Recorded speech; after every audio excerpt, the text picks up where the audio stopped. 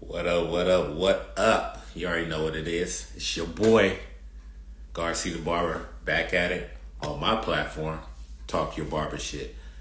So I'm gonna let it do what it do. Send out that notification. Let everybody know that we about to talk that barber shit. So see everybody tuning in. I see my special guest. Can't wait to have him aboard. But like I said, I'm gonna let the IG do what it do. Start sending out the word. Let everybody know that we about to go live. It's been an honor. It's been a privilege to create something to everybody tune in, see what we talking about, see what the journey is about this industry, all the barbers, all the hairstylists, all the makeup artists, everybody that I had on my channel to come in and share their experience, their journey, their growth, where it's at now, all the accolades and everything that they went through are growing from, and just taking this industry to the next level. So when I say talk your barber shit, that's what I mean. Sharing the beginning to the middle to where we at now and steady growing. Just keep moving forward because knowledge is key. You never stop learning, you never stop growing. And that's what it's about. So, like I said, I'm gonna let Instagram do what it do. Let people know that, your boy is going live again. Got a special guest out of Houston. So, share the word. Share the info. Let everybody know. Please. That's what it's about. Knowledge, information, leadership, growth. That's what I'm bringing to the table. That's something you want. That's something you need. That's something you're looking forward to putting inside your business, yourself. Join the platform. And it's just not about me sitting down, having a conversation with the people that I bring on my platform. Everybody that's tuning in, you can share. You can speak. You can leave comments. You can ask questions. Don't be afraid. Just don't sit there tuning in. Give your feedback. That's what this platform is about. This is what social media is about. Sharing your feedback, sharing any information that you want to put into your business, put into yourself. And if you got the opportunity to speak with these people that I'm having on my platform, this is the opportunity. This is what it's about. This is what I'm doing. This is what I created this platform to share, to get everybody tuned in, bring it together, bring unity. There's a lot of things that I'm not knowledgeable, so that's why I have these guests come on, so I can learn some things too. That's what it's about. So let's get to it. I am ready when you are, sir. I'm gonna send you the invite, so let's jump to it.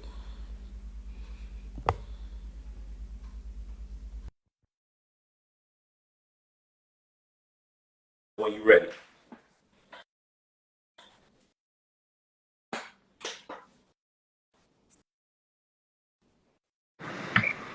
What's up? What's up? What's going on? What's going on? How are you doing? Oh, we lost connection.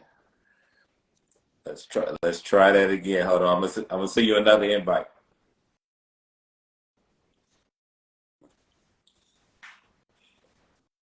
We always have hiccups, but you know, don't be afraid to stay with us. You know, sometimes the Wi-Fi or whatever it is. Especially with Instagram, it's always something. But let's try to get them back into the room. But like I said, I got a special guest out of Houston. He has his own barbershop, been in the industry for 20 plus years. Um, Master barber out of New York, master barber out of Houston. Also won, not one, not two, not three. You know how that conversation go, but multiple awards in the barber industry. So, you know, I, I advise you guys to tune in. I advise you guys to share the word, let everybody know. He said he want to talk his barber shit today, so I'm looking forward to. I'm looking forward to what he really want to talk about, what he gonna blast out. You know, I'm ready for it. I'm based out of L.A., but my boy out of Houston said he got something that he want to get off his chest, so I'm looking forward to it. All right, all right, we got that notification sent again. Now we tune back in. What's up, man? There we go. There we go.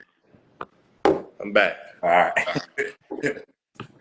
So I gave my introduction so far, but I'll do it again. We got Houston on, but hey, are you originally from Houston or New York? I was born in New York, Okay. but I've lived half of my life between New York and Houston. All right. So what I gathered from the information that was shared, master barber out of New York. So you know how they get down in New York. And he's a master barber out of Houston. Been in the game for 20 plus years. Multiple awards. You know, not one, not two, not three, not four, but multiple. 10 awards in the barber game.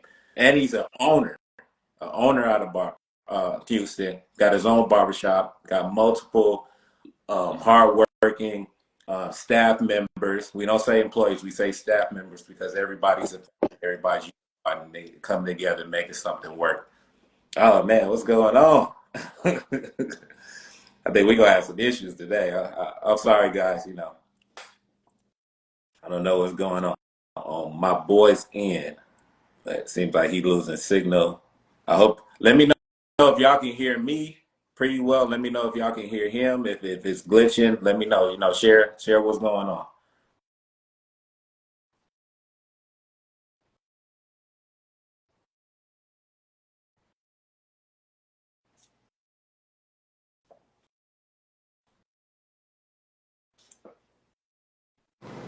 All right, there we go. Hey, don't worry, man. It's that sign that you know what we about to do today is gonna be massive. Gotta have the hiccups in the beginning because everything else after this is gonna be amazing. So I'm just gonna give the floor to you. I said my spiel. I want you to introduce yourself. Go from you know being in New York to you know what got you into the business. It's a family thing, or you just said, "Hey, I feel like you know I can do magical things with this Clippers," and it came from nobody else but inside. Let's talk about the journey. Let's talk about where it first began, where you fell in love with the game. It's a love-hate relationship because when I first cut my hair for the first time, I was 9 years old. Yeah, So we all know how that turned out. yeah. Now, Trust. it did not turn out Yeah. good. I ended up getting in trouble in school. I didn't want to take my hat off. And, you know, as you can see right now, I'm even having a bad hair day. That's why I have my hair tied up. I've been confined to the house the last 4 days. I've been out sick. Okay. So Okay. I haven't really been able to get myself as presentable as I wanted to be for this interview today. But, you know, that's the Don't least of my worries. We here. worry, man. It's all about what you about to share. Because at the end of the day, the show must go on, Yeah. with or without us. As brutal as that sounds, the show must go on. And you know, I want to say thank you again for the opportunity to come out and speak. My name is Kamal Mohammed Mukhtar Osman. I'm originally from Sudan in North Africa, Okay. and my dad is the first member of our family to migrate to America, and I'm the first member of my dad's side of the family born in America.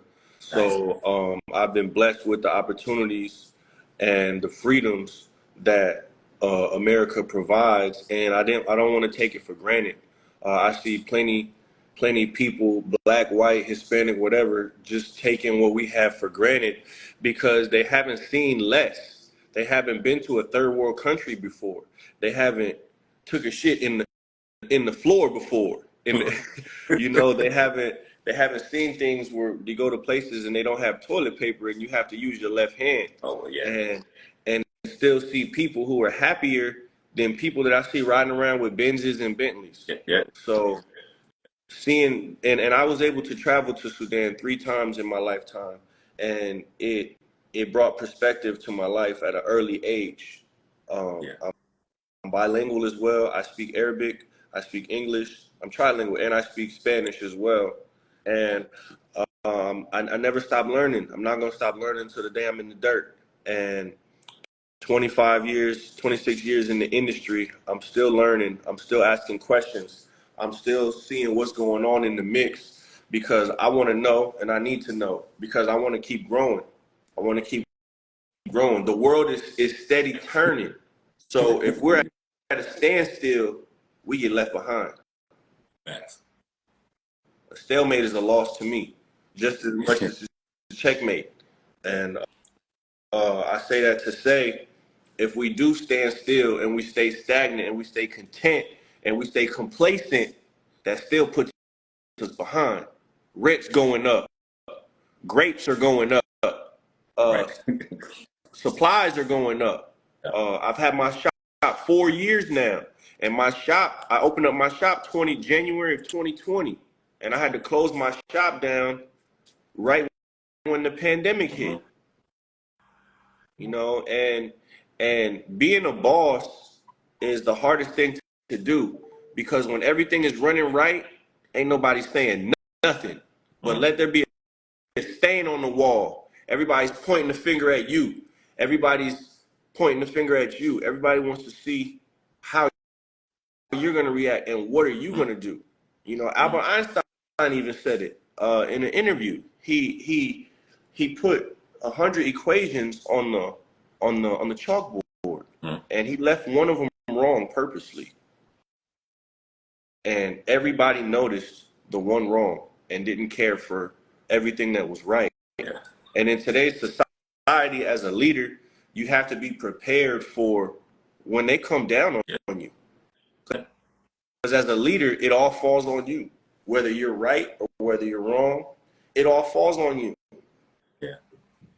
It really does. And you want to look out for your people, but you also want to protect yourself. Because in business, my biggest strength is also my biggest weakness. I care. Yeah. I care. And in business, whether it's barbering, whatever, caring isn't a part of the memo. Caring isn't a part of the contract. It's not. And it's a dangerous thing when you care for a human being in business. Although in my belief you should, in this day and age, you really have to watch your back.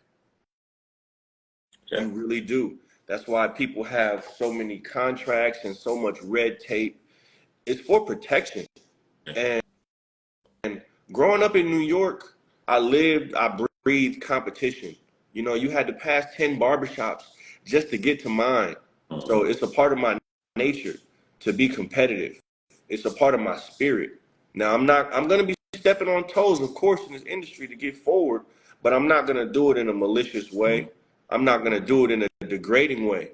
I'm going to do it in a respectful way, because I'm big on respect for the people that care for me, and the people that don't care for me will still let you know I'm big on respect.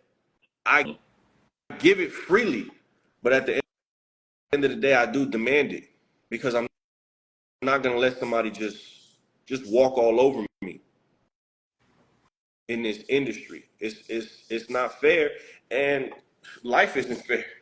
It's not at all. It's not. Not at all. I love the delivery. I love just the passion of being straightforward, the delivery that you're giving right now.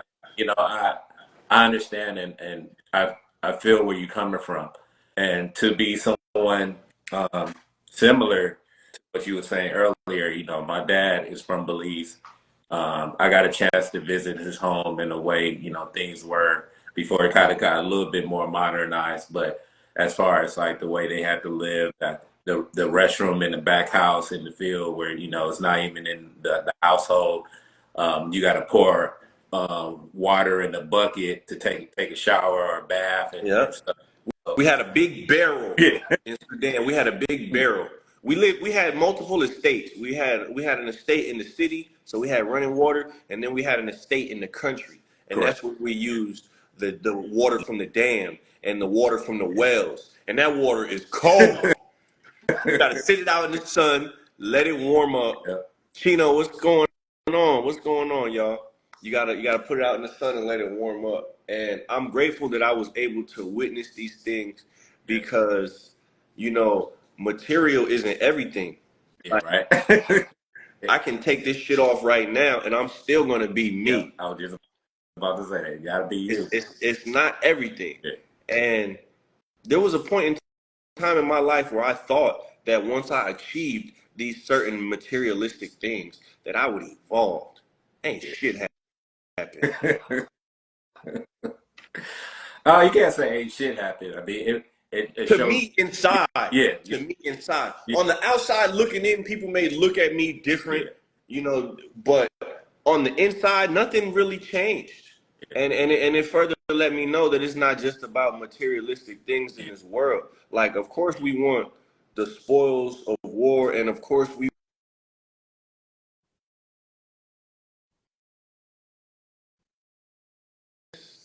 and it's okay to want that because those things do motivate people to do positive things. But that's not what it's all about. I'm about helping people. I'm about helping self. I'm about making a good example and being a good leader. Most of our black leaders today are dead or degraded because of their status of leadership. And as a black man in this country today, we're afraid to be leaders, and we're not even saying that shit. They picking us off left and right. Mhm. So I feel like I have to fly under the radar, being the leader that I am, to give the people what they want and what they not what they want, what they need. And I'm blessed to say that I've influenced thousands, that I've helped hundreds, that I I've influenced and I've attracted millions of people in this industry. You, you blasted forward to like the stuff I wanted to ask you because that's where one of my next questions I wanted to ask. Like, what, as far as you being in this industry and just being a barber yourself, but also like you said, being an owner, being trying your best to be a leader and a spokesperson and give back. What are the things that make you feel fulfilled? Because sometimes you can feel Like, like you be and doing a lot of stuff, but then it's coming back and making you feel like, damn, I did all that, and that and the what I was looking forward to, or the response I was hoping to get back didn't come back like that. And how do you keep moving forward, knowing that as long as I keep doing stay in me, your lane. yeah, You stay in your lane. That's how you keep moving forward. Because when you're worried about what this person is thinking and worried about what that person is thinking, and then you see over there what they doing, and then you're looking down there and seeing what the fuck is going on, you're not on your path no more. You yeah, lost. You lost. And everybody can't go. yep, I want to right, bring hey, everybody. That's my biggest weakness. I want to bring everybody. I got love for everybody. But everybody keeps showing me why they don't belong. Not everybody, some people keep showing me why they don't belong. Some people keep showing me why they can only go but this far. And I have to take that shit for a salt of grain that it is. And I have to acknowledge that. And I can't be and gullible. I can't be naive. And I have to acknowledge that. And I have to say that it's okay. I, But I hear you. I gotta keep moving forward. I gotta It's, go. it's definitely hard to know that you with someone, or your crew. It could be a woman, it could be your brother, it could be your mom, family. It could be all these people that you feel so connected to or so strong to, and they can keep showing you that the opposite of what you're trying to build and what you're trying to do. And it's hard to be at that point where you feel like, damn, I got to really separate myself from these people to keep moving forward. And I hear you on that. I've been through that. I've been through people that I've known since I was a kid, mid-teens, and just to see some of the response that came out of the point where you'd be like, "Damn, I would never say that, or I would never treat you like that." But then you'd be like, "Damn, for you to say that or do that to me, like how much respect or love did you really have for me to do the thing that you did to me?" And sometimes it can make you stronger. Sometimes it can break you. How do you keep moving stronger, or how do you tell someone that keep being strong and don't let those obstacles weigh you down? I'd rather show them because telling someone something, it could possibly put them in a different realm, or they may not even understand the capacity of what you're delivering to them. I'm a walker. I'm a doer. I like action. I like taking action. I like moving around and doing things and not being stagnant. Mm-hmm. Like leading by example is what I'm talking about, basically. Yeah. And if you lead, some will follow, some will copy and paste, Yeah. so some may even delete. It is what it is. It's a part of the game. And the people who do know me, the thousands of people who do know me personally, they'll tell you exactly what it is. Like, I'm not gonna sit here and say that I'm perfect because I'm not. Yeah. Yeah. And that's being honest and that's being truthful. And Yeah.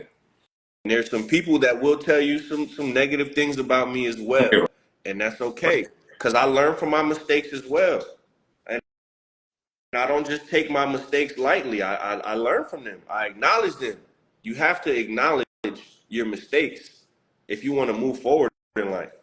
Let me And accountability is what a lot of the industry is lacking today. Everybody's pointing the finger that's one. at the owner. Everybody's pointing the finger at the client. Yeah. Everybody's pointing the finger at somebody else instead of looking in that fucking mirror. Yeah. Yeah.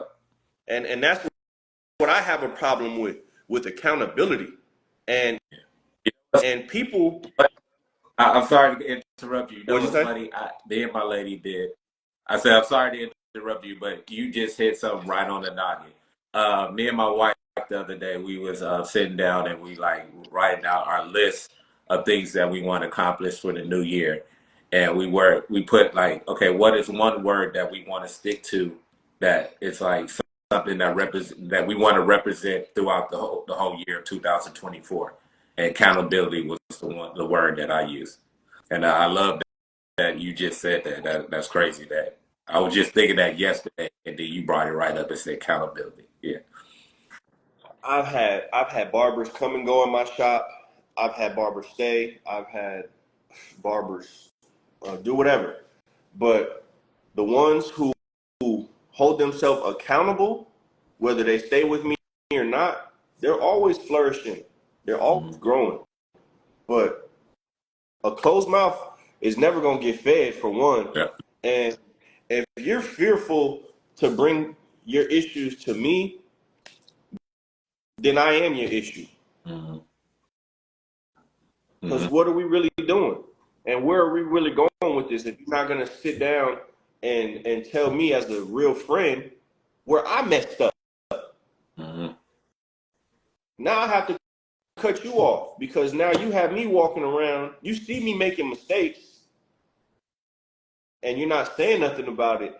You want me to fail. You want me to sink my ship. You want me to destroy all of this stuff. And I'm not with that. And it's a hard conversation to have, but I'm going to have that conversation with you. Yeah. Even if we got to cut ties, I'm going to have that conversation with you. Some barbers will tell you, I love you, but I got to let you go. Out of the sake of our relationship and out of the sake of my reputation and yours, I got to let you go. This can't go on no longer. I love you, but this is unacceptable, and we got to cut ties. And that's the hardest thing for me to do because I love people. I care about Yeah. people. One of the hardest things for me to do at my job is to fire somebody.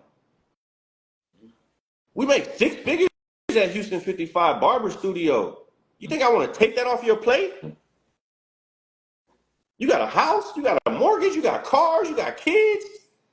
You got to put food on the table. But Yeah.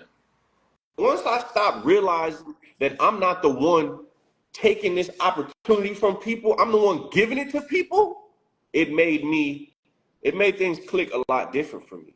Because I'm not going to fire somebody just for doing their job the right way.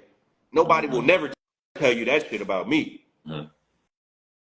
I'll fire somebody if I see that they're sinking our shit. And if they're not a good fit for the team. I have 12 barbers in my shop, so it's not just about me. It's about making the shit work correctly.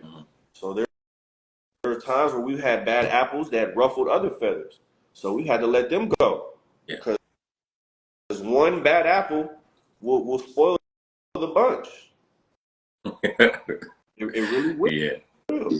And in the 4 years that I've had my shop, my barber studio, I've I've I've helped over 35 barbers. I have 4 business owners under my belt who've worked in my shop, and I've had multiple barbers who come and work in my shop from out of state and start from zero. And in 6 months to a year, they're making 6 figures. And we're changing the game. Let me ask you this. I don't know if you're doing it now or do you have like two setups? As far as your barber location, do you focus more on the consignment or do you do booth rental? If you mind, sure. Is that I do booth. I do booth rental. and do you I, feel like that helps you or do you feel like that helps the barbers more because it shows them that they have to be more efficient and it's on them, so it makes it easier on your plate? Or what do you think is a better set when it comes to ownership and being a barber owner? as an owner for over 4 years now, I would love to go the commission route Okay. and make more money. Seeing a lot of that popping up on But Instagram. commission is a higher turnover rate. We already have a high turnover rate as it is in this industry. And being a commission based owner, you're going to have a very high turnover rate because once the barber builds their clientele and their status, they're gone. Mm-hmm. And they typically do that in the booth renters situation as well, depending on how you have your contract structured. And Okay. this is where I'm getting more detailed at with my contracts, Okay. you know, and no compete clauses. Mm-hmm. Because I've had barbers leave and, promise me one thing, and then next thing you know, a bunch of my staff are now working at your establishment. And it's like, you know, so and that's a part of the game. The game can be dirty, the game can be clean, and you have to protect yourself. Uh, I have uh, 4 shops. It's a lot more work as well. I have 4 shops, all commission. Ooh wee, 4 shops, all commission. That's a lot. You're making a lot of money right. too. Millionaire Barber, what's going on? That's the next venture. Is this Barber Academy? Oh, Growing so many barbers, now it's really time to take it to that next level and open up this Barber Academy. yeah, definitely, definitely. I wanted to speak on that too because I know for an owner, how's it for you when barbers are coming out of school and they're looking for a shop and they come to your shop and they say, hey, I'm straight out of school. I'm trying to build myself. How does that conversation go with you as far as you like giving them the opportunity, but also giving them a time to really grow? Because I know for you have establishment, you want to consist of great quality work, but someone is coming out of school and might not be all the way sharpened the way that you want them to be. How does that work as far as the owner? Um, so I did speak with another who you with? What's up, Lionel? That's another one of my barbers right there who works at the shop. Um, um, I have a very, very high expectation for talent Yeah, because the clientele base that I have attracted over the years, they're very specific with details.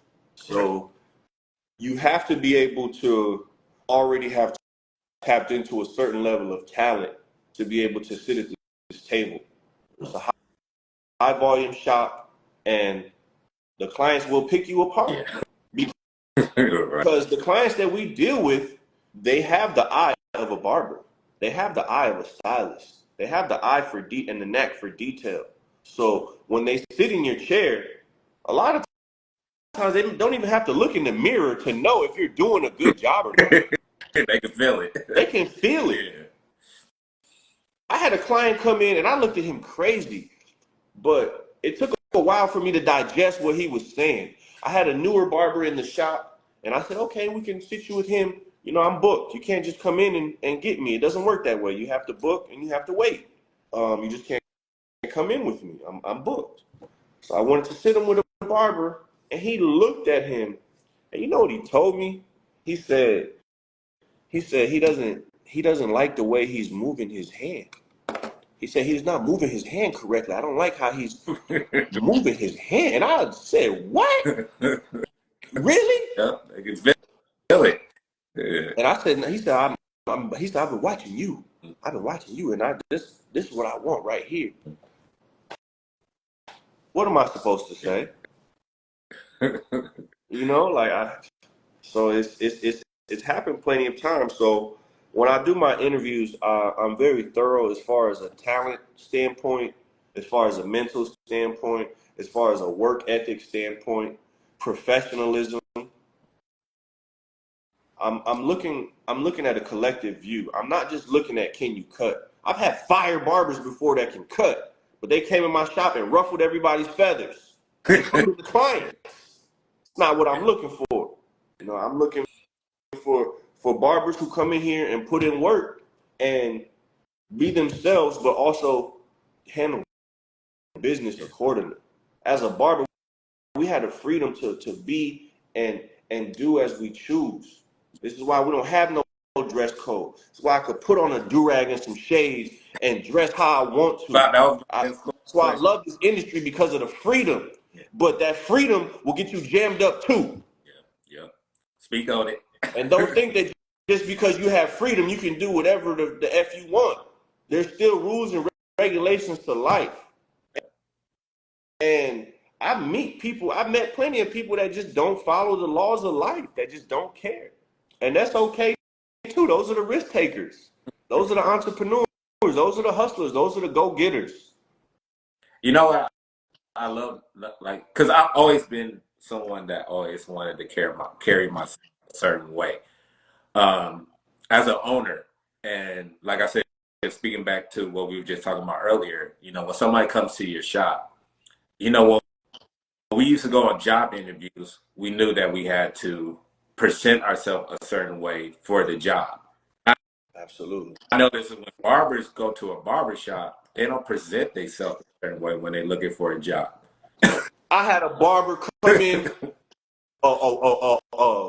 just a random walk-in interview, came in, and his interview was over by the time he walked. I have a short wall that you have to walk past, so I can't see your feet. Yeah. So once he walked past that short wall and I saw his feet, like the man came into an interview with flip-flops on, you're done. Yeah. You're done. And you're done. I get it. As an owner, can you go into McDonald's for $8 an hour looking crazy? We making six figures over here. Like, show me some respect. Yeah. I'm gonna show you the way. You know what it is? Show you the way. Just show me some respect and some decency that you can carry yourself as a professional. Yeah. And that's what it was. Our industry was never looked upon as being very professional business. It was just like a spot where I can go chill, I can lounge, I can hear a group of guys talk reckless, talk about sports, whatever, and it's just a place of comfort. But we never visualized it or pushed it to be like, hey, it's still a business and we should respect it as a business. So like, yeah, you got students that's going to school. And I feel like that's another key thing that should be expressed in school as well. You know, like when you go in for a job as a barber, you should understand that these are the qualifications that you should have as well, instead of just studying the book of what you need to present. Do you? It's funny because I have a guy. It says that in the book too, presentation. Yeah. It says that in the book too. Your professional presentation, and you don't have to wear a suit and tie to be a professional. I mean, you can still look nicely cut. You know, just don't wear like you come into the gym or you about to go play basketball. But you know, my boy Vinny the barber, he's another guy that has shops. He expressed about, you know, commission. He expressed about you know, what it is, the difference between commission and also booth rent. And he was like, you know, when people come to my shop, or you know, young men are coming to my shop, like I want them to come like they're like presenting a resume to work for me. Absolutely. When people come into my shop, the first thing I say is, can you display your digital resume? We in 2024, everybody's on their phone. So if you can't display to me a digital resume that's out there in the world that looks presentable, you know, you're at a loss. You're at a loss. How are you going to show your proof? How are you going to show your credentials? Any job you go to, they're going to ask for a resume. So what makes you think that it's any different in our industry? Granted, technology has made it easier to where all I had to use as a resume was my Instagram. Yeah. When I moved to Houston in 2016, I had a job lined up before I even touched down here. I spoke Yeah. to a barber, Mo Better Cuts. Shout out to Mo Better Cuts. Yeah. I spoke to Big Mo, and I was I was appealed by what he had going on, and that's the direction that I wanted to go in. I spoke to him. He spoke great things. He even asked me what my 5-year plan is. Right. And once he said that, I was like, I'm locked in with this guy. Yeah. This guy is looking down the road just like me. He's not looking at right now. He's looking further down the line. Right. And then I look at his profile. I see the professional basketball players. I see the Rolls Royces. I see the upper echelon ambiance that I'm looking to take my skill level to. Because at this point in time, I had been working in the hood for 9 years in my barbershop. And we had been a highly reputable barbershop in the hood. But we've been there for 9 years and we plateaued. And it was time for me to take my talents to a bigger city. And when I came to Houston, I hit the ground running and I never looked back. I came here with a bag of clothes and my clippers, February 1st, 2016. That's fire. That's it. I had like $3,000 to my name. And then the TDLR messed me over and told me a bunch of bullshit because they're terrible. And I'm going to say that. I'm not going to bash nobody else, but TDLR, I will bash. Because they're ruining people's lives with their inconsistency of this knowledge that they keep changing every damn month. Right.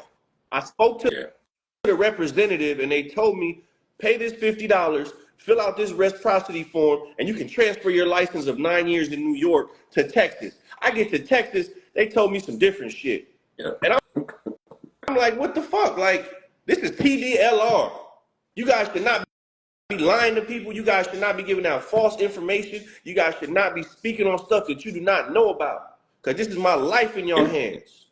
And not just mine. I moved here to help my family from losing their house. And I couldn't even do that off the strength of what TDLR told me. So it's like, I hope somebody from there hears this. And I hope somebody feels this because everybody in this industry who has a license has had a hiccup with Texas Department of License and Regulations in the state of Texas. And that's a fact. I can guarantee you. They keep changing and they keep making it hard for us to really do our job. And I understand that this certification is important and it's needed, but you guys need to do your job in order for us to obtain this. My parents almost lost their house because I couldn't work to help them pay their bills because of a discrepancy that they failed to realize that they needed to fix. So every barber that I have that's transferred from a different state, I tell them, talk to TDLR right now. That's going to be your hardest obstacle. It's not going to be building clientele with me. It's not going to be moving to a new state. It's going to be TDLR. 100%. And I had to give my last $3,000 to the barber college and start a 1,500-hour program after having my license in New York for 9 years. Because at the time, they didn't allow apprenticeship in the state of Texas. But 3 years ago, they changed the shit. So now they allow licensing through reciprocity to come to Texas. So that was a big slap in the face. But hey, I'm here. And I ain't letting nobody or nothing stop me from doing what I had to do. Yeah, the whole system is changing. I know for me, right before I took my test, I still took the written and I took the practical, but now they're excluding out the practical, and all you do is the written. So I had to do 9 months. I finished that school faster than anybody. I don't know anybody that finished 1,500 hours faster than me. And if right.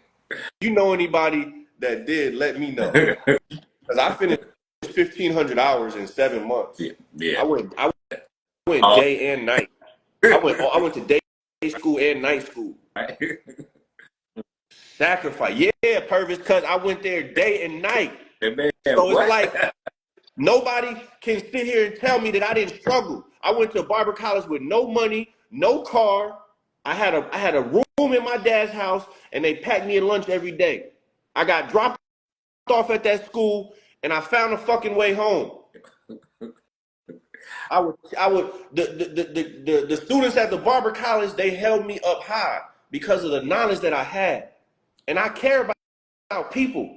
So when they put me in there and I was able to teach these barbers stuff that these instructors didn't know and couldn't decipher and translate to them, and I could, then I have the owner of my barber college sitting me down, paying for my steak dinner with his notebook and paper, writing down notes from me. Right. Right. I said, okay. This is tough, but where I'm at is not gonna be my conclusion. And the knowledge that I had, it it helped me get through. And I wasn't afraid to tell people I ain't had no money to eat. But they was in there throwing away food in the lunchroom, and I was like, yo, like, if y'all don't want that, just leave it on the table. I'll eat it. I don't have no money. Mhm. A closed mouth ain't gonna never get fed. You understand what I'm saying? Like a closed mouth is never gonna get fed. I ain't had no money.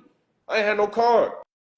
I had to find a way because failure was not is not an option. This is too close to home, homie. Because like I said, from your experience, it brings me back to what I had to go through. Like I worked graveyard shift at 24-hour fitness, Bro, it's not easy. and then we'll catch the bus, get off at 5 in the morning, catch the bus, or my car was working, then I was able to drive, and then I would sit in the parking lot, sleep in my car until school will open, be there all day, and then go back to graveyard shift the same night. I was just fortunate enough to have developed my skill set. People still have to do that. You still got to get nice with the clippers. Yeah, you're right. I was lucky enough to have that backing me, the experience and the knowledge. And my dad said, son, why don't you get a job? You're at this barber college, you're struggling. Go get a job. You don't have a job. Go get a job. I said, Dad, this is my Right. job. I said, let's sit down for a second. Let's do the math. What's minimum wage? In 2016, I think minimum wage was like $8. So if I work an 8-hour shift, I'm making $60, $65. Right. I can go cut 3 heads. At the time, I was charging $25 for house calls. At the time, I can go cut 3 heads in an hour's time and make that money. Right. I did the same shit. I was like, if I get this job, it's only going to slow my success up. I have to sit in this shit. I have to sit in this struggle. I have to sit in the mud if I want my flower to grow. Get ready to finish school in March. Glad I cut. Yeah, man. I'm telling y'all, this is what it's When I about. finished school, 3 months later, I had my BMW. And I came back up to the school to show people what's up. Yeah. Who I was hitching rides to. Like, yo, this is what I'm out here doing. I'm not out here playing around. I'm not out here with all these hoes. I'm not out here at all these clubs. I done been there and done that shit in my 20s. I blew $450,000 in my 20s because I wanted to be called Mr. VIP in the club every Saturday. Right. That shit ain't get me nowhere. That shit ain't get me nowhere. But had me a bunch of stories to tell. I want something that's more concrete. I'm blessed that I got my name on a wall right now. That's not going nowhere. They can't take that from me. Next, I want it in stone. And then I'm not talking about a casket neither. Oh, yeah. Hey, I love everybody that's tuning in. If you have questions, don't feel scared to put it in the comment. That's what we're here for. You know, we out here, we talking, we sharing information. But if it's something that you want to know, you know, speak on it. Put it in the comments, and we'll get to it. I know someone just asked you what school you went to, and I guess they want to know like if it was like was it shareable, like was it a good spot to go to? I went to Franklin Institute, and Franklin Institute saved my life because the people who were in that school, they uplifted me when I was at my lowest point in my life, you know, and they told me that, hey, it's gonna be okay. You're not the only one struggling. We struggling too. You know, I had the craziest day in there. Shout out to my boy Roscoe. My boy Roscoe, great friend of mine to this day. You know, he felt my struggle without even knowing me. And he came up to me one day and he said, hey, bow your head. I'm gonna pray for you. I looked at him like, what did this dude just say to me? I don't even know this dude. But I can't knock prayer. I can't knock prayer. I'm not that ignorant. And I bowed my head and I prayed with him. And I felt a sense of relief that I needed at that point in time. And although I came to help my family, my dad is a very bad alcoholic, and he's an abusive one. And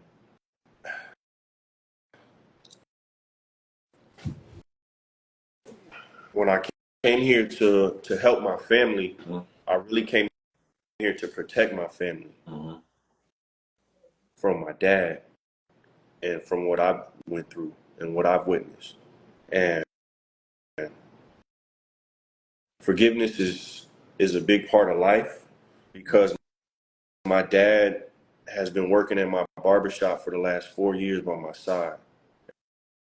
And it's not something that I wanted nor agreed to.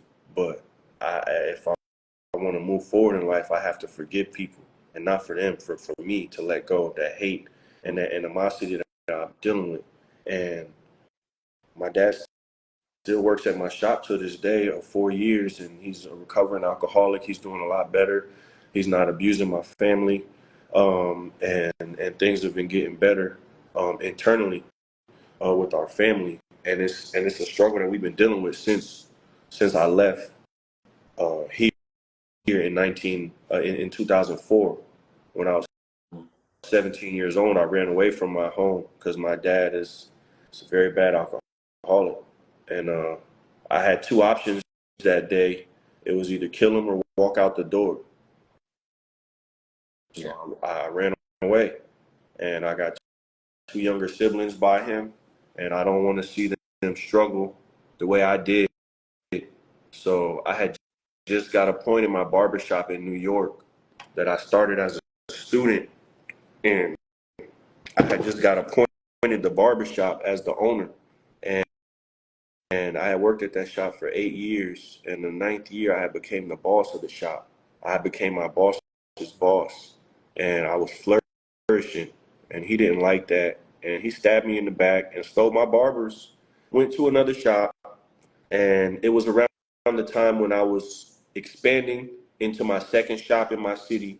Then I was going to move to Houston, to the bigger city, and make things happen and pour the knowledge back into my smaller town, because I lived in upstate New York with a population of 50,000 people. It's a small country city, you know. So I want my goal was to bring back the big city knowledge, and he didn't like my growth nor anybody's growth that surpassed his, and it was a difficult time, and it was a confusing one, and I had to let that go and learn how to grow something and hold on to it and not let nobody take my stuff, because I didn't have contracts. I had a handshake back then. That's how serious I am with my word. What's your question? Thank you, thank you, thank you. It's man, it's the I'm gonna have to write a book because it's a lot, and I don't walk around with my head down, even when my head is down. When Yep. when I'm at my lowest, that's when I gotta really People pick will up the never know your journey. pace. People will never know your journey until you share it. So if you walking with your head high, they just think Exactly. everything is. And I've had plenty of people come up to me like, you just this uppity person that don't care about nobody, and you just always walking around with your head high like you better than everybody else. I say you just don't even know my struggle. I can't wear my struggle on my shoulder. It's gonna And make I me look weak. you walking with your head high because you battled through the struggle and you came through the struggle and you're happy that you're still moving forward. And people don't understand that. Everybody just want to see the demise and the heartache and the failure of somebody, but they don't want to see what somebody is putting in the work, the time, and keeping they self happy and living life the way that they should be living life. So I, It's human nature. DM me, and we're gonna talk. I like, DM me, yeah. and we're gonna talk. I took counseling for 2 years. I done been through some shit that Yeah. I People that's, don't that's know. too deep for me to even talk about on top of what I'm talking about. There's layers to this shit. There's layers to this shit. I'm only at the surface of it right now. This is what we were talking about yesterday of how we hit all areas within this industry. Like we're not just barbers. We can connect with people in so many different areas. Now look at what you did. You shared the story, and now this person wants to sit down with you, and hopefully you can give them a light to walk through the dark tunnel that they're going through. One of my biggest edges that I have right now is that I've seen a psychiatrist for 2 years of my life, and it helped me understand my feelings, my emotions, how to process, and just how to have a higher level of thinking, because it's not easy. And if anybody ever asked me if they should take counseling, I would highly advise it, because before I took counseling, I was on that macho shit, and I was like, I don't need that shit. And Me then too. even when I took counseling, I was in denial Yep. for the first 6 months. My Yep. counselor was like, okay, oh, everything is fine, huh? Oh, everything is good. This is me. Oh, everything is good. I'm good. He was sitting, he was sitting there with his hammer and his chisel, just breaking you, breaking you down. breaking me down. 6 months into it, I broke down. I was like, damn, I can't keep fronting no more like everything is all right and it's not, trying to act tough, and I'm just lying to myself. Lying to yourself ain't being tough. That's being weak. It's being weak. Don't be weak. Like we all have strength, and the strongest strength that we have is the power of free will, man. I'm learning to grow my power of free will through discipline, because I haven't been the most disciplined person. I haven't been, the most structured person. I come from the hood. I come from a C plus high school education. I was a spoiled athlete growing up. I used to play basketball. So whenever I was failing, I go run to my coach. But I realize now at 36 years old that clipped my wings at an early age for success. And for a long time, I would come home from work and think that work is done. Nah. When you getting off of your job and you coming home, the real job is just starting. Because that's when you're gonna sit down and realize whether you want to take it to the next level or not. That's when you're gonna put together that game plan to go to the next level, or you're just gonna sit there and watch Tubi, Right. watch them weird ass movies on Tubi. Right. Man, it's This, I mean, we not done. We gonna keep going. This is amazing, man. I'm really honored to have you on my platform today, dude. Like everything that you've been sharing, everything that you've been delivering is, is inspirational. So I'm glad that you saw my post and you was like, hey, let's make it happen. Let me come aboard. Let me share. Yeah. You know, And what did I tell you too? I said it's an opportunity for both of us, but at the same time, it's yeah, bigger than us. Remember 100%. when I told you that it's bigger than us. And once we stop looking at just us, because I have an issue with that too, because I have so much going on that I have to maintain and certain levels that I have to keep. Like I have to pour into myself. Yeah, And being a business owner is very draining because I haven't got to the point to where I'm structured the way I want it to be as far as pouring into others as well as pouring into me as well. I was so busy caught up into pouring into others that I wasn't doing for myself. right. And then other Yeah, we people started to see that I wasn't growing at the normal rate that I was growing at and started to look at that shit like it was a freaking mm, weakness. And it's like, nah, like I'm out here doing for others that I should also be doing for myself too. mm. So it's like it's a give and take. It's give and take.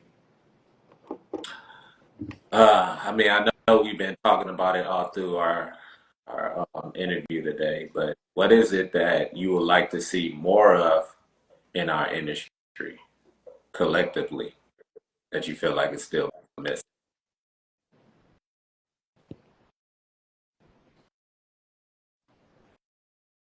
I am impressed at what I've been seeing in the barber industry because since I moved here from New York, I've seen I've influenced a lot of people to want to become barbers.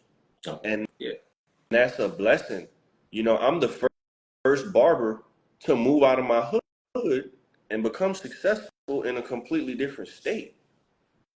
Mm, You know, when people move out of the hood, why do they move out of the hood? They win the lotto, you know, they get a draft pick, you know, they yeah. get a college scholarship. Like, what are the most common success stories that you hear people getting out of the hood? You know, it's typically somebody busting their ass for 30, 40 years to get out the hood when they're all gray and old. Mm-hmm. Not when they're in their 20s. And to be able to do that and then see people who were in my inner circle fall back because they were fake. And then people who were in the backgrounds who looked weird as fuck come to the front and show how real they are. My whole life changed, man. My whole life changed. Because everybody who was right there in front of me, most of them was leeches. Because when I left, they left too. Mm-hmm. And the ones who was in the background that was quiet, looking like they came to the front Yeah. with flowers for me. And I was like, wow. This whole time I thought my circle was my circle, and it really wasn't it.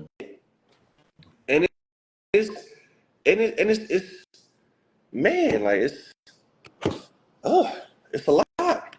It's a lot. It's a lot. Let me ask you this, and I mean, we don't have to name call anybody, but as far as us being barbers and now having the opportunity to speak our value now with social media, so many different platforms, what is it that you like or enjoying that you're able to see from different barbers that are now able to create something with their platform and speak on certain things that they see in their industry? And what is it that you feel like is being like oversaturated and not being truthful to the game?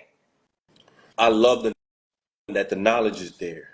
There's also distractions. There's plenty of distractions. The world is filled with distractions to stop us from achieving our goals.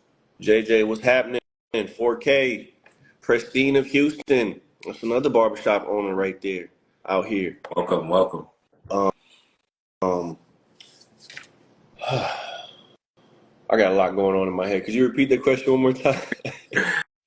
I was trying to make simple as possible. So, what is it that you feel like with the social media expansion of like barbers being able to share content and elaborate on content? What you feel is like good and what you feel like is negative?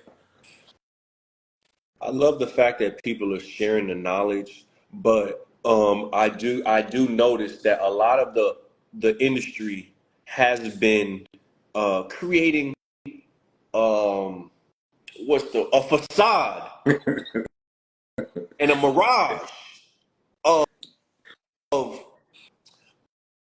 typically where they want to be in life, but not where they are.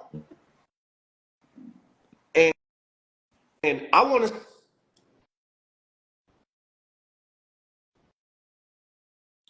oh yeah, yeah. Gay people and too many people who don't want to see you win in this barber game. You absolutely right, 4K. And you know what I say to those people? I tell them thank you because they the ones who light my fire. If you don't have no haters, you ain't popping. And I got plenty of haters, but I have more supporters. The naysayers and the haters, they always fuel my fire to prove them wrong. And not prove them wrong, to prove to myself that I can achieve something that others are looking at me that I can't do. I told somebody once when I was opening my shop, I said, "Hey, I'm going to call my shop Houston 55." That bug looked at me, he said, "Bro, don't call it that."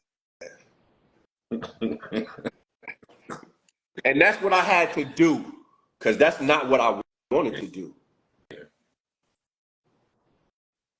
What Frank Lucas said, I could call this blue dog shit. It's mine. Yeah. I can call this whatever. I can call it whatever I want, but it's mine. You can't, you know what I'm saying? Like Spalding, Wilson, like Gucci, all these other random names. You know why they popular? Because them people stood behind that shit. Mm-hmm. They stood behind Gucci. Right. The same way I stand behind mine. Yeah. Houston 55. That started out as my gamer tag on Xbox Live in It 2007. So was anything already you written. want, you can achieve in this life. Anything you want, you can achieve. Just It gotta be was willing to already, put that work in. it was already written. I had Like, to nah.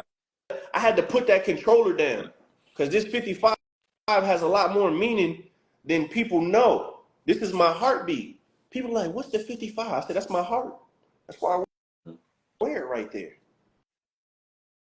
It started out as my jersey number in basketball because I used to be an athlete. And I broke my ankle so many times I couldn't play basketball anymore. So I transferred that energy from basketball because that's all I ever wanted to do was play basketball. It's all I ever wanted to do. I Once I was finally able to channel that energy and put it into these clippers, it was a wrap. And we all have a talent. We all have a knack for something. And Yeah. if we can just channel that energy for that knack that we have and put it into something to help us grow to get to the next level, it's it's mind blowing. It really is. It really is. Man. Saw a couple of videos on your platform. Also checked out a couple of your videos on YouTube and stuff like that as well. I just wanted to be, make sure that I was well rounded to like ask my questions, see, the things that you have been doing since you've been a barber. I know you had an event a while back where you guys did your own show out in Houston, seminar where you guys have barbers competing and stuff like that. Mhm. What is it that you enjoyed about putting on that show? What did you feel like you gained from it, or the community of barbers gained from it? And from other things, I don't know how many other shows that you have attended. What is it that you feel like about other shows that are realistic and So I'm gonna continue to grow my knowledge nationally.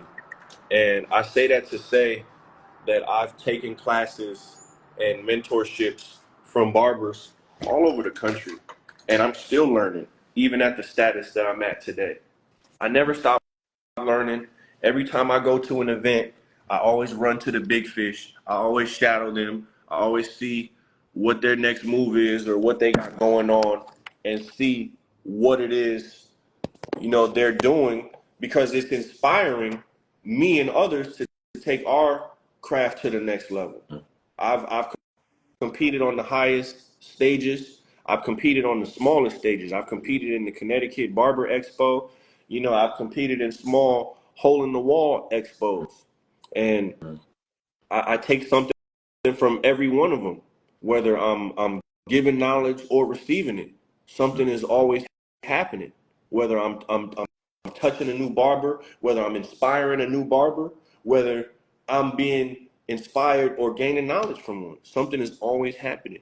And every time I go to an expo and come back, the price goes up because I have that much more knowledge and skill set. Yeah. I'm seeing millionaire barbers and entrepreneurs do things on levels that I've never seen before. I'm seeing people create products and making millions off of them. I'm seeing people creating inventions and making millions off of them. This is motivating to let me know that I don't just have to stand behind the chair. Yeah. I know my guy Ray from Anti Broke Barbering. Their apparel is off the chain right now. Whether him and JC are together or not. He's still holding it down doing this thing. Yeah. Shout out to JC as well. He's hosted classes at my barbershop, my barber studio as well. And he's a very inspiring and passionate individual, Definitely. which is why he's in the position he's in. You have to dig deep if you want that success. That's just not just gonna come to your door. I sat at my shop in New York for 9 years, thinking that shit was gonna come to my door. I had to go out and get it. Right. I had to go out and get it. And if you really want what you deserve, you have to go. You have to go out and get it. You said something earlier that really stuck to me. And not too long ago, I seen something on social media. It was an interview with Jordan. It was Jordan. I think it was. It was just a panel full of like athletes and other high celebrity caliber people, and Mm-hmm. they were speaking on like leadership and growth and achieving what you really want, and what does it take to get to that point. And they spoke on sometimes you have to be selfish to get where you want to be and where you need to be.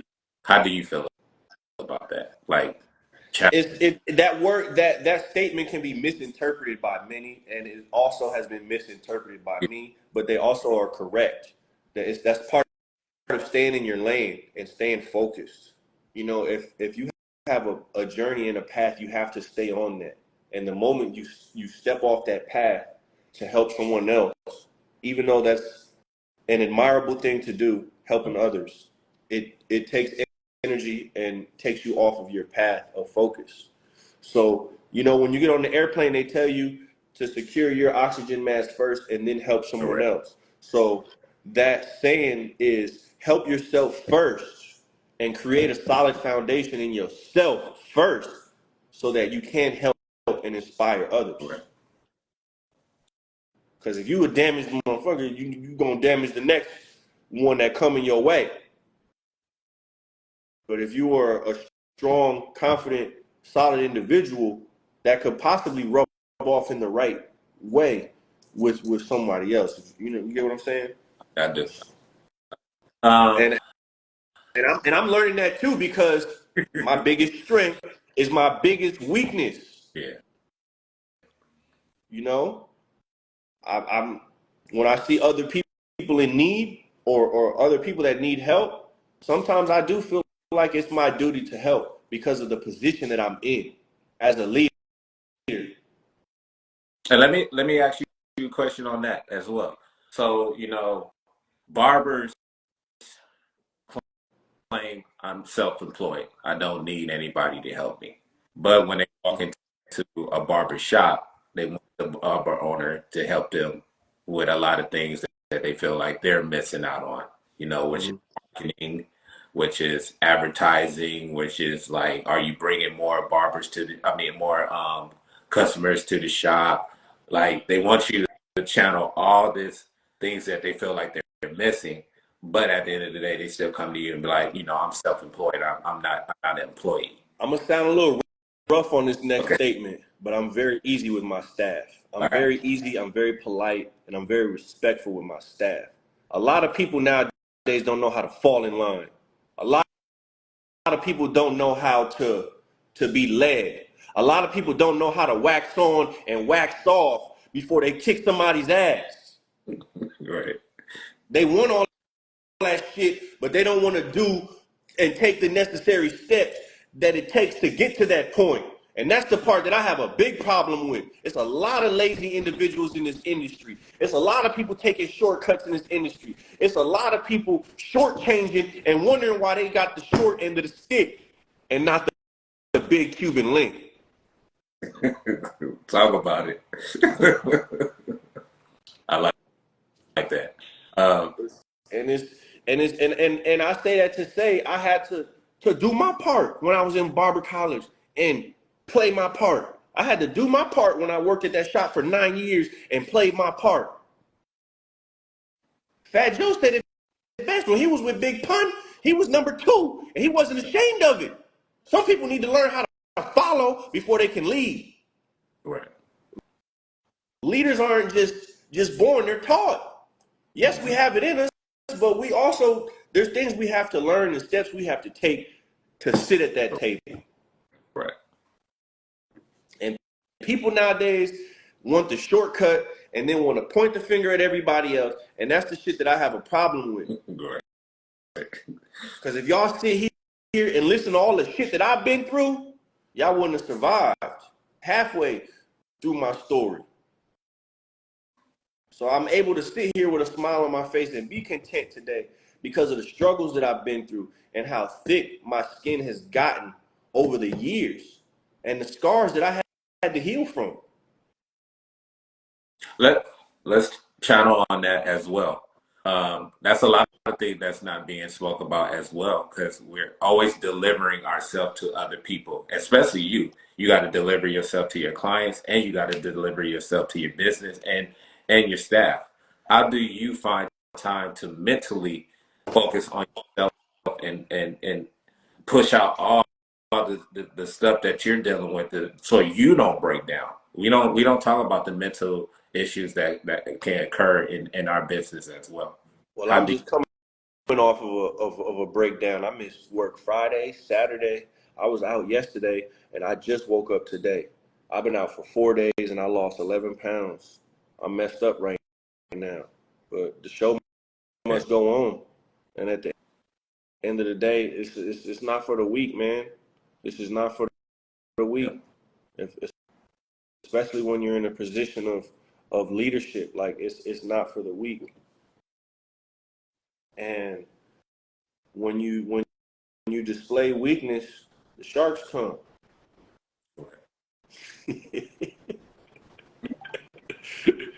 They want to try you. No, They want to poke the bear. if they smell the blood, they coming. They coming. They coming.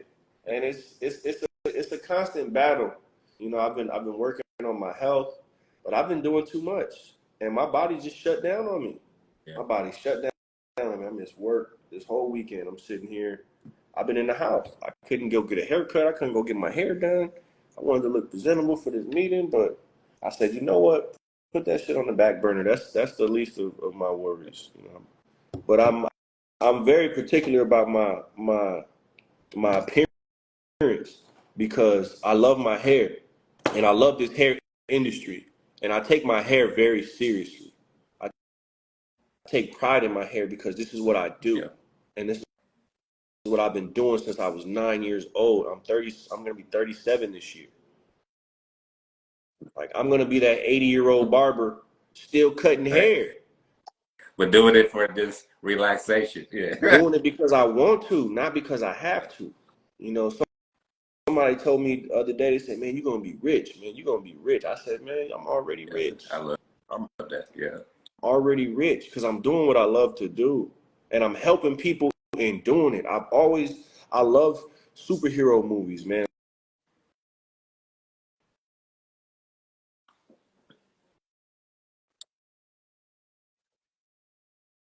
Yeah. You know, like Nipsey Hussle, like Tupac. You know, I wanna be a strong black figure in my community and a leader as well. And I take pride in in seeing those leaders and what they've instilled in me, because they've inspired millions of people. And that's like the ultimate thing to do, Yeah. to inspire, man. I think in one of Nipsey's videos, he in one of his interviews, he said that like one of the strongest acts a human can do is to inspire another one. And when somebody told me that I have the power to make people move, it's a blessing, man. Like people sit in my chair, they can be fucked up with whatever they're going through. I can feel the energy. Mm-hmm. I'm gonna keep it simple, you know. At first, whether we want to get into it or not, you know, I use my counseling expertise.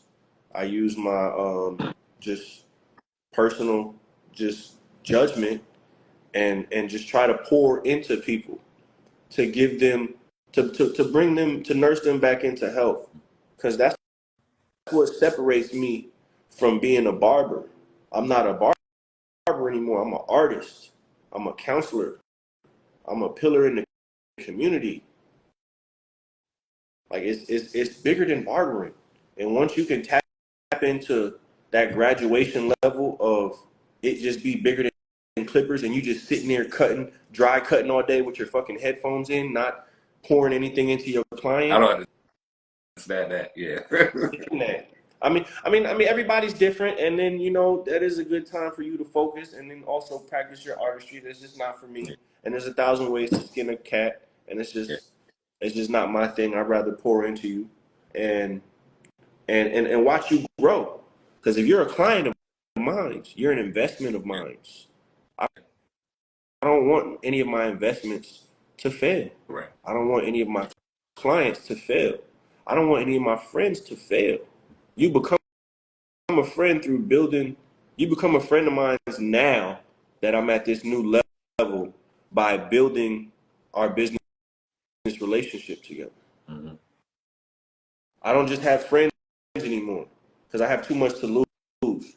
And people have too much to gain off of having a friendship with me. But if I have a business relationship with certain people and we honor that commitment, and we see it through all the way, I can trust you to become friends. Right. Because I've given too many people the opportunity to be a friend, and they've let me down on many different occasions.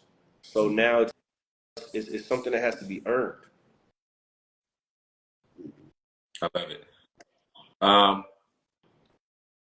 I just wanted to say once again, man, you could have been anywhere in the world today, but you choose to be here with me, share your wisdom, share your thoughts on the game, our industry. You delivered very well.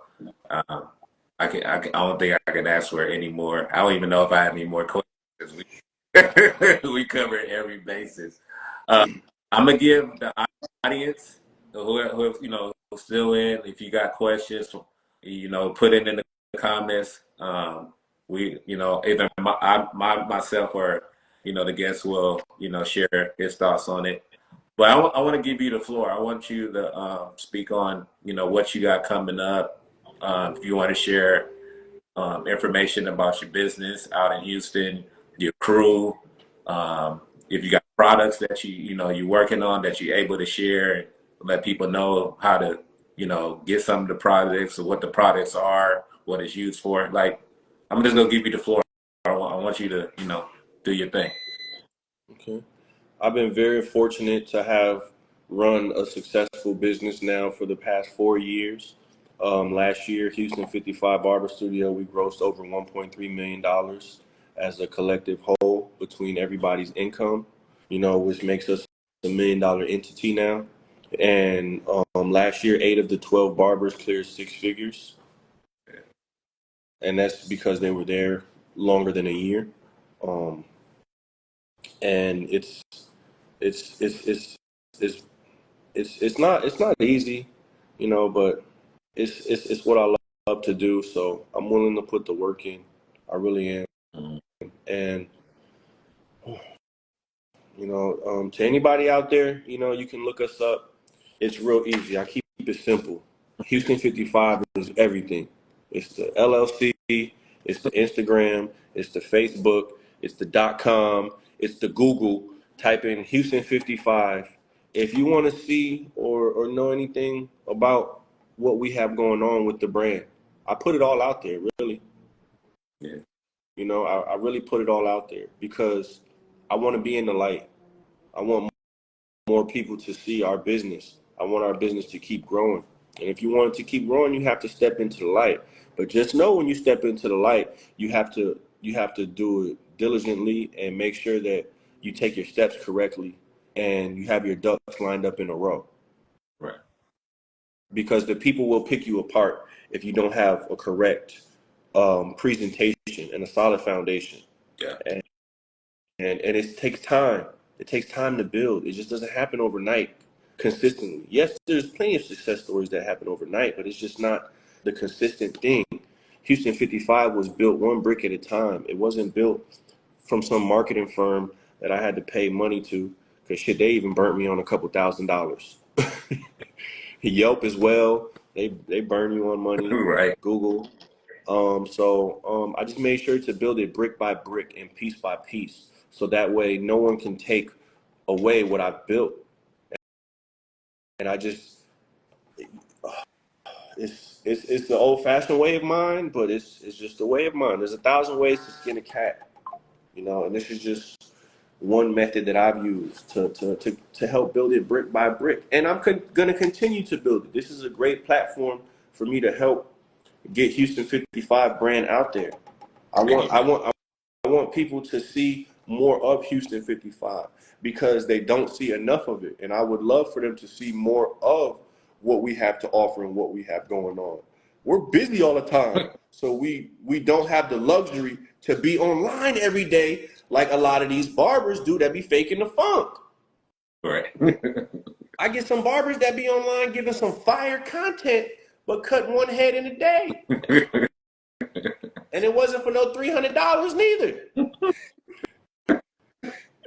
You know, Yeah. giving some fire content, making it look like they doing something. Yeah, Murphy's Law said, if you ain't busy, act like you busy. And maybe that should have come to you, but Hey, what was it? What was it? Fake it till you make it. hey, I used to wear fake Gucci belts back in the day.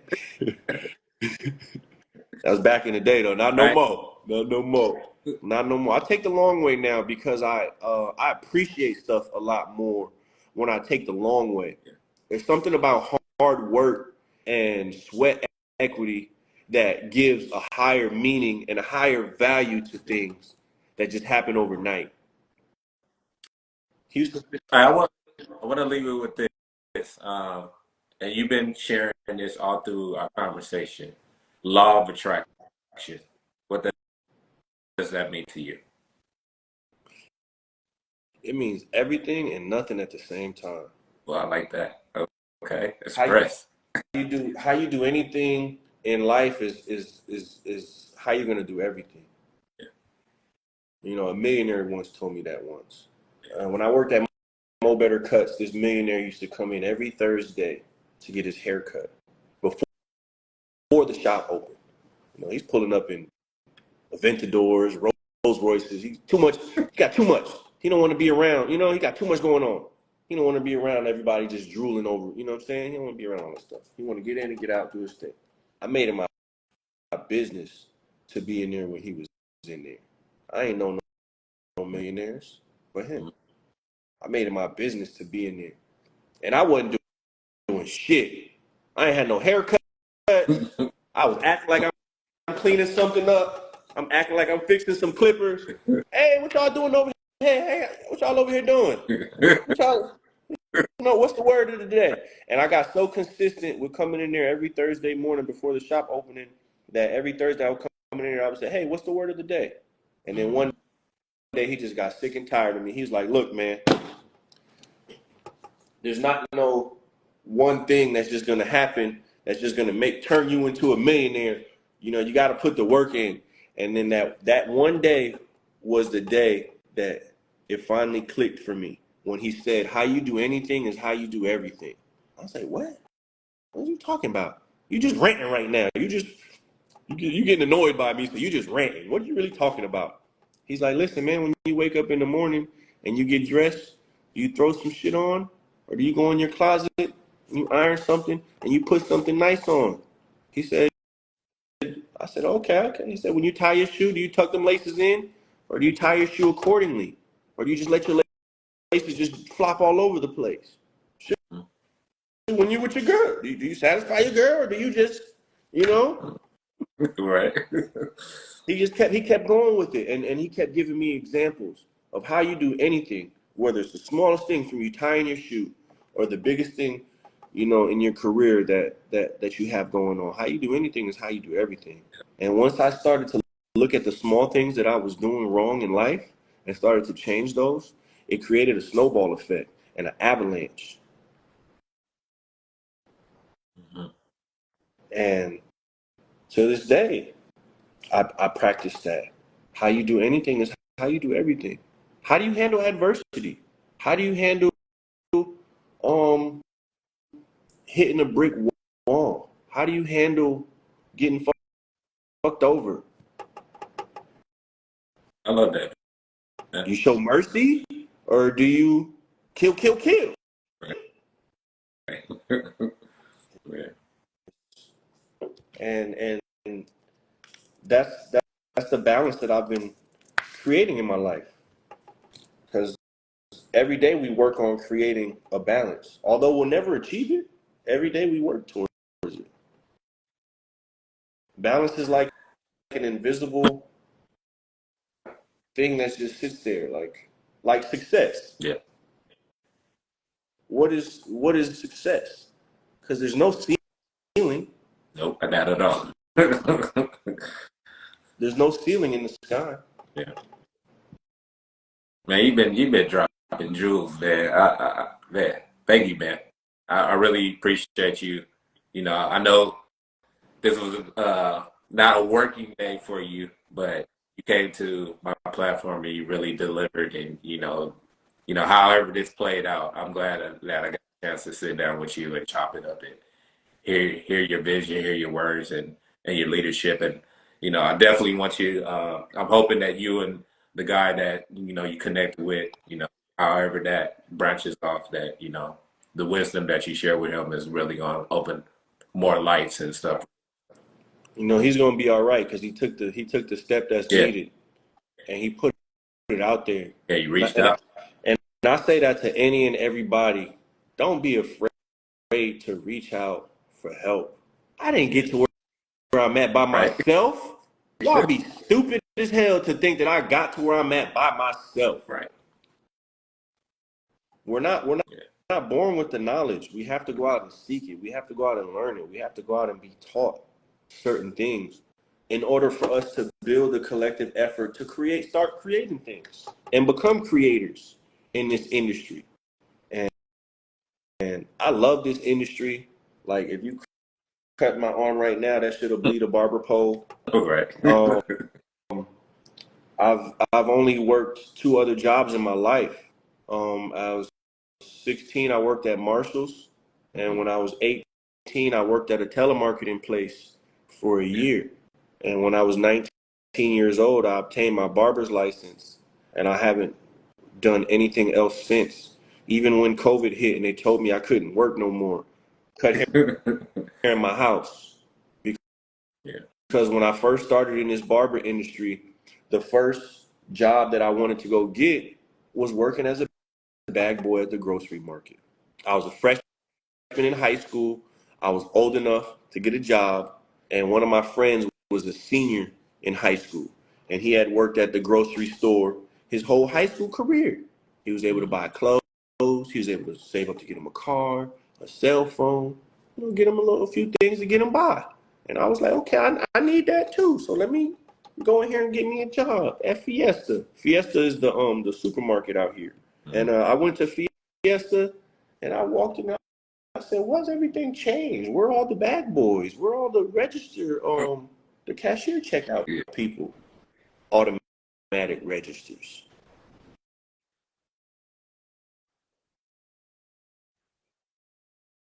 Automatic registers? And at that point, it was like technology was starting to like really take over human jobs. And I had to make a decision right there. Like if I got into a job field, will my job be compromised by a machine or not? Uh-huh. Bank tellers, airport, people that work at the airport, you know what I'm saying? People that work at the grocery market, shit. I went to a rental car place and there wasn't nobody there. Right. I said, where the receptionist? I had to go into a room and speak to the screen. I said, man, and They try to eliminate, like even when you used to call people for service. customer service is AI now. And it's like, yeah, they got these little bots trying to cut hair, but that shit's not gonna work in this generation. Not So at it's all. Yeah. like between that and the pandemic, can't nobody take my hustle from me. Oh, you just brought something to my attention. Remember when you were saying earlier, and I love what you just brought. How you said bots trying to cut hair. They don't have no feeling. And remember when you spoke earlier, you said the guy knew from the way that person was cutting his hair that he knew something was wrong. When we cut our Yep. hair, we know feeling.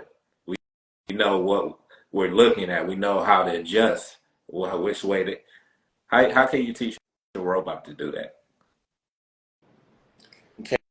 Can't teach a robot to be human. Not yet, at least. They working on it. They working on it. They getting closer and closer, but I don't see that shit happening in this generation. Maybe the next. Yeah. Maybe the next, not ours. And if they do, I will Man, be out there protesting.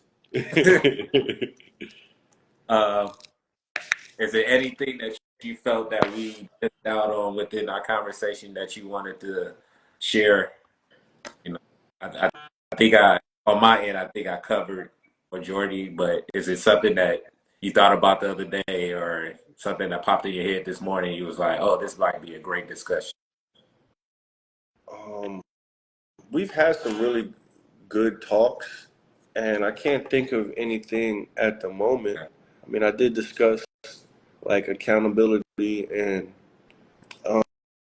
just investing. Really, investing in yourself. People invest in the wrong things, and I'm a victim of that as well. You know, my first 10 years of my career, I didn't invest into my career. I invested into my lifestyle, which There we was go. vacationing, clubbing, and just outings and stuff like that. And now I invest into my craft because the more I invest into my craft, the more of a return I see. I've spent like about almost 7 grand just in my shears alone. And equipment, I have the best of the best equipment and backups to go behind them as well. So when people look at my station, um, they give it the same respect as if they were to go to the dentist and see all of their tools laid out, or they were to go to see a surgeon and all their tools were laid out. Where do you see the barber industry going in the next 3 to 5 years? What's up, Millennial? That's another one of my barbers at my shop. Um, Millennial Cuts. He's been at my shop since the beginning. He's been there for four All years, right. and I've been able to watch him grow tremendously. And it's a blessing to be able to see people grow and and believe in what you believe in. It's a humbling experience when the people around you have the same beliefs, because it's something that we always want for us to be on the same page. But at times, everybody has different trains of thought, so it's very difficult for people to hone in on the same beliefs and direction at times.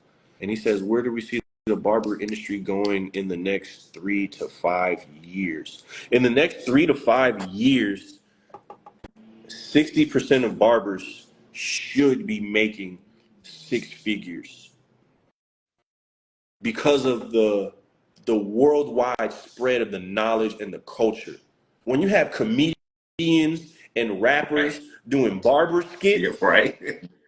you seen Desi do the skit the other day with the fat Yeah. dude, you know what I'm saying? When you see major people, look at Fat Yep. Joe. Fat He got his Joe, own. Yeah. you know, he respects the barber game. DJ Khaled, they respect the barber game. Eddie Murphy pays $2,000 every week for his haircut. Right. Like there's people in this industry that value the barber industry to the highest level.